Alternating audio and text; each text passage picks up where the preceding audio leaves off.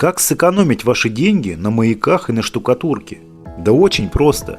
Делаем маяки и штукатурки, и ваш минимальный слой будет начинаться от 1-2 мм, а не от 6-9. И после такого способа уже и не придется демонтировать ваши маяки. Изначально я все разметил и набурил дюпелей, а после уже закрутил саморезы по лазерному уровню. Накидываю материал, а правило смачиваю мыльным раствором, а после уже прижимаю по саморезам. А после все лишнее срезаю шпателем и убираю правило вверх и в сторону. И все, ваш маяк готов.